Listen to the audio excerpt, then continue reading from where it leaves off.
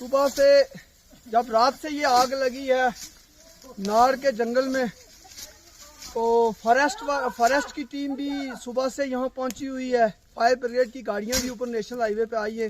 Range अफसर साहब यहाँ आए हैं। तो गांव के जो लोग हैं, जो जंगल के नज़दीक के लोग हैं, सुबह से सब लोग जंगल में हैं और ये आग जो बुझाने की कोशिश कर रहे हैं और बड़ी कंट्रोल किया इन लोगों ने। और फॉरेस्ट के लोग भी और ये सिविल लोग भी सुबह से भूखे जंगल में हैं और हमारी यही कोशिश है कि हम जंगल बचाएं, क्योंकि यहाँ जंगली जानवर हैं और छोटे छोटे परिंदे जो हैं उनके बच्चे हैं। हम जंगल बचाने की कोशिश में लगे हुए हैं। इंशाल्लाह गांव के लोग निकले हैं और इसको हम बचा के ही घर जाएंगे। शुक्रिया।